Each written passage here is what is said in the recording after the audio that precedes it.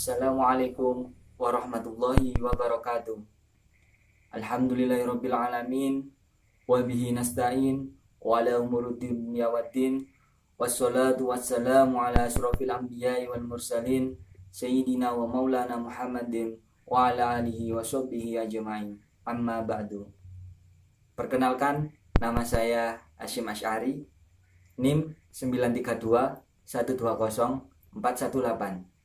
Di sini saya akan menjelaskan atau mempresentasikan tentang topik handbook saya, yaitu yang pertama pendekatan, yang kedua model, dan yang terakhir pembelajaran PAI. Yang pertama pendekatan. Pendekatan adalah suatu kegiatan yang bertujuan untuk mempermudah, memperlancar suatu pembelajaran dalam kelas. Itu ditujukan kepada peserta didik, dan guru juga berusaha semampunya untuk melakukan pendekatan pembelajaran itu. Dalam pendekatan pembelajaran ada bentuk-bentuk pendekatan pembelajaran. Yang pertama, pendekatan pembelajaran yang berorientasi kepada siswa. Di sini siswa sebagai objek belajar, guru sebagai sumber pengetahuan yang pertama dan sumber tahu yang pertama. Dan yang kedua, bentuk pendekatan pembelajaran yang berorientasi pada siswa. Di sini pendekatan pembelajaran ditujukan kepada siswa untuk siswa berfokus meluangkan atau memunculkan potensinya, keterampilannya untuk mendapatkan suatu keberhasilan dalam proses belajar secara maksimal. Dan yang ketiga, bentuk pembelajaran DAP. Di sini pembelajaran DAP yaitu pembelajaran yang ditujukan kepada siswa, di mana siswa dapat belajar dengan baik dengan cara apa yang disukai dalam belajar itu tadi, sehingga guru memberikan tuntunan atau tuntutan kepada siswa untuk belajar lebih giat, supaya guru bisa mengetahui seberapa anak ini belajar dengan baik atau tidak, dan mana yang dia punyai atau yang dia sukai dalam pembelajaran itu. Berikutnya, pembahasan yang kedua yaitu model pembelajaran. Model pembelajaran adalah suatu perencanaan atau pola yang bertujuan untuk memperlancar proses pembelajaran di dalam kelas dengan sebagai pedoman. Dan dalam model pembelajaran ada 3 macam model pembelajaran. Yang pertama, model pembelajaran kooperatif.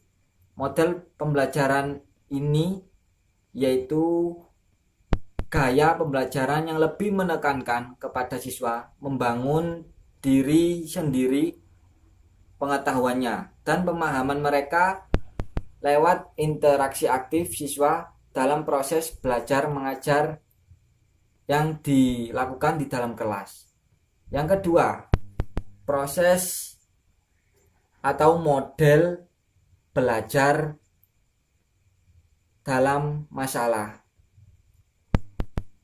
Model pembelajaran ini adalah siswa dituntut tidak hanya melakukan belajar diskusi sendiri atau mendengarkan, menghafal, tetapi guru menuntut siswa untuk berdiskusi aktif dalam suatu kelompok yang kemudian disimpulkan dari hasil diskusi tersebut.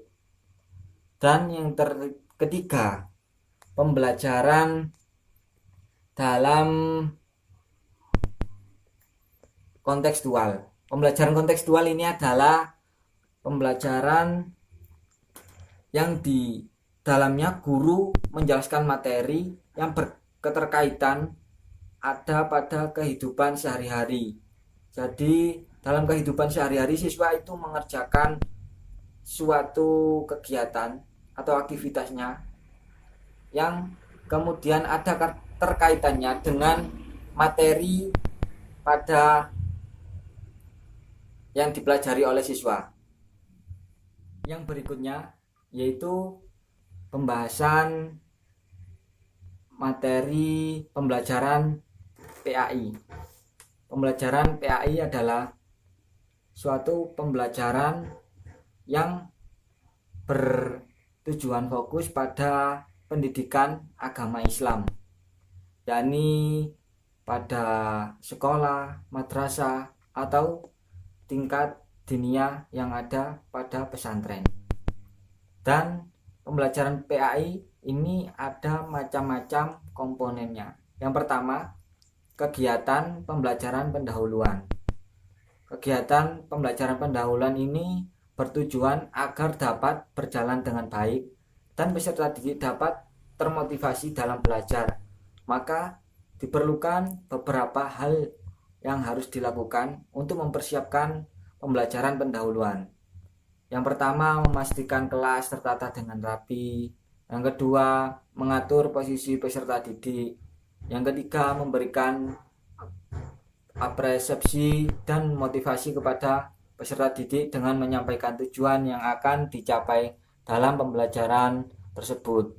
Yang kedua, penyampaian informasi. Teknik penyampaian informasi ini harus jelas kepada peserta didik, tidak boleh bertele-tele atau membingungkan. Yang ketiga, partisipasi peserta didik. Dalam paradigma pendidikan sekarang ini, bahwa peserta didik harus menjadi pusat pembelajaran, karena suatu pusat pembelajaran ini bertujuan untuk peserta didik berfokus pada mata pelajaran yang dipelajari. Yang keempat, tes. Dengan adanya tes atau evaluasi, seorang peserta didik bisa diketahui kemampuannya oleh guru, mana tingginya kemampuannya atau rendah kemampuannya. Yang kelima, kegiatan lanjutan yaitu mengecek hasil tes itu tadi. Jika ada kekurangan dalam tes, akan dimasukkan dalam proses remedial, dan jika ada kelulusan dalam tes atau sudah mencapai nilai KKM, akan diberikan pengayaan yang bersifat pengembangan pada peserta didik. Yang terakhir yaitu jenis-jenis strategi pembelajaran. Yang pertama, strategi pembelajaran secara langsung, seperti pembelajaran tatap muka, berdiskusi, terus tanya jawab, dan mengemukakan pendapat.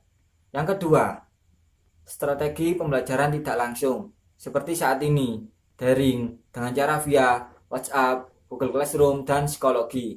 Yang ketiga, pembelajaran secara interaktif, yaitu pembelajaran tukar pikiran antara siswa dengan siswa, siswa dengan guru, dan guru dengan siswa. Yang keempat, strategi pembelajaran pengalaman.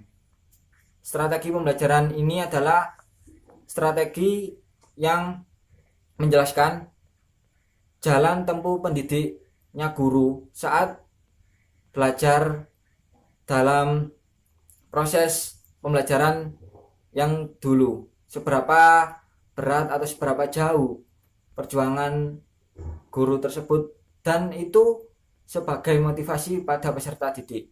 Yang kelima yaitu strategi pembelajaran mandiri. Strategi pembelajaran mandiri ini adalah biasanya ada sebelum ujian, yaitu seperti siswa diberi kisi-kisi, kemudian siswa itu belajar sendiri dan mencari referensi sendiri.